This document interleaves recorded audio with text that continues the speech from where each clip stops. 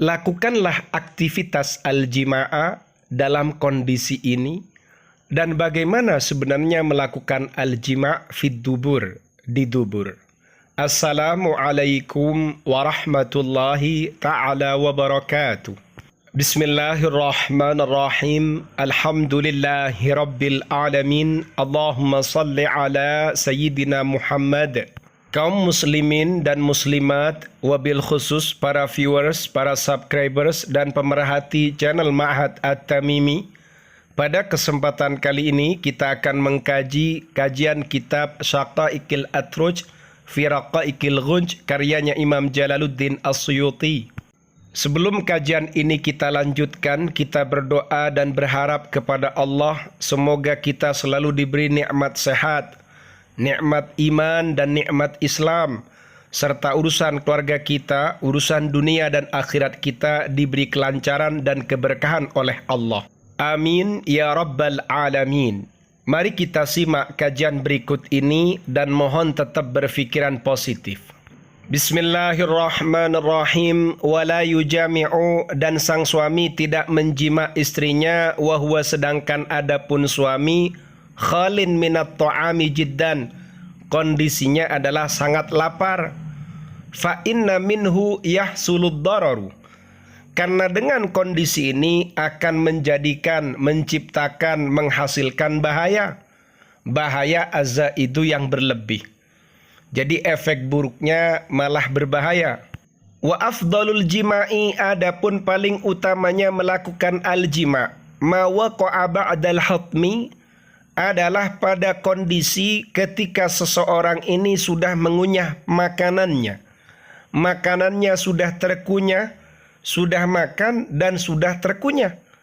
Wa inda tidalil badani, dan ketika seimbangnya badan, seimbangnya tubuh, fi harrihi, dari sisi panasnya, wa baradihi, dan dinginnya, wa yubusatihi, dan keringnya, wa rutubatihi, dan basahnya atau lembabnya. Wa amma mujama'atul haidi, adapun menjima' wanita yang sedang haid, wa nufasai, dan wanita yang sedang nifas.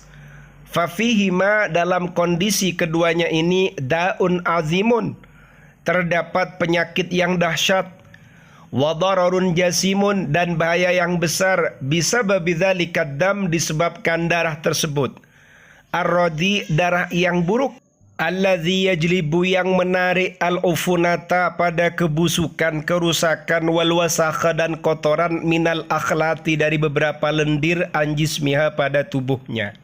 Wa innal jima'a, dan sesungguhnya melakukan aktivitas al-jima' fi hadainil halaini, dalam dua kondisi ini, haramun, berhukum haram. Kalau ditanya terkait dengan menjima' wanita haid atau wanita nifas, ternyata dalam kondisi ini ada penyakit yang besar, bahaya yang dahsyat, disebabkan darah buruk yang keluar dari al-farji, yang hal itu akan memicu, menarik pada kebusukan, kerusakan, kotoran dari sekian cairan yang ada pada tubuhnya. Selain daripada itu, hukum melakukan al-jima' dalam kondisi ini adalah haram. Wa qad naha anhu syari'u, dan sungguh asy-syari' telah mencegahnya, melarangnya. Liqaulihi ta'ala, karena ada firman-Nya Allah Ta'ala, wala taqrabuhunna hatta yathurna, janganlah kalian mendekati mereka hatta yathurna, hingga mereka ini suci. Li'annal jima'a, karena sesungguhnya aktivitas al-jima' fil haidi, dalam kondisi haid, syadidud darari, adalah bahaya besar, lirrajuli, bagi suaminya, wal mar'ati, dan istrinya. Wa qad ruwiya, sungguh telah diriwayatkan, anin nabiyyi sallallahu alaihi wasallam, dari nabiyina Muhammad sallallahu alaihi wasallam, annahu, bahwasannya beliau, amara, memerintah, rajulan, seorang suami, ata, yang mendatangi, menjima' zaujatahu, pada istrinya, wahia, sedangkan adapun istrinya, haidun, adalah wanita yang sedang haid. Faqala, lalu Rasulullah bersabda, in kana fi ibtidaihi, jika darah itu berada di permulaan keluarnya darah, berarti darah merah, faltatasaddaq bidinarin, maka hendaknya ia bersedekah, membayar denda bidinarin dengan 1 dinar. Itu jika berada di permulaan keluarnya darah haid atau ketika deras.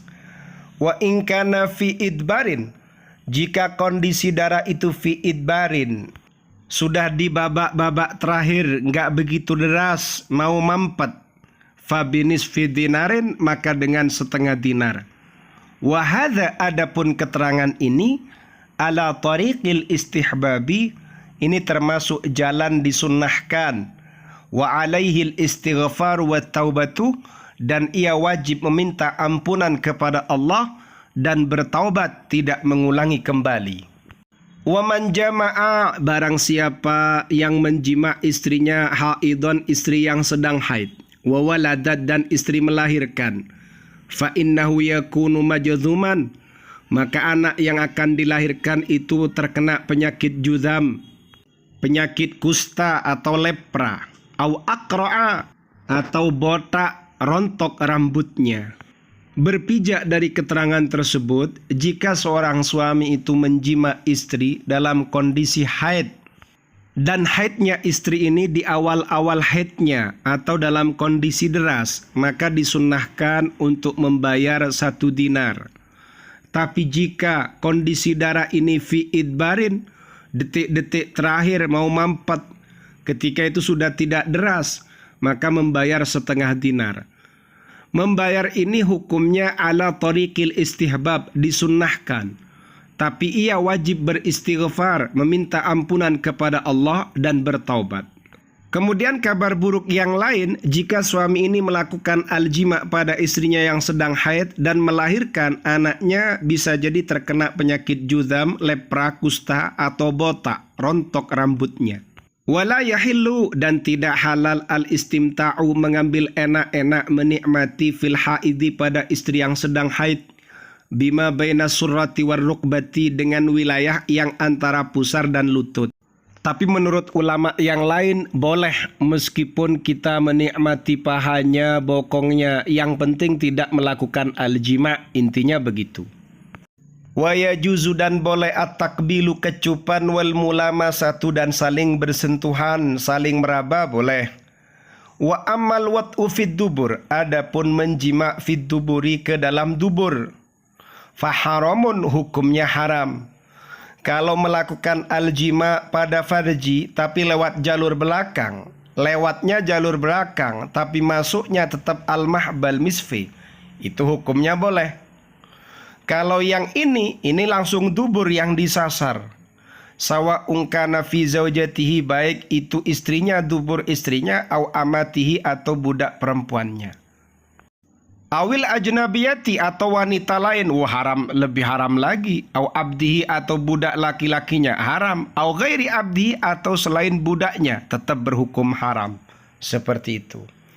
Keterangan bisa dilacak pada kitab Syaqa'iqil Atruj fi Raqa'iqil Ghunj. Semoga bermanfaat. Amin ya rabbal alamin, dan tetap berfikiran positif. Wallahu a'lam bissawab.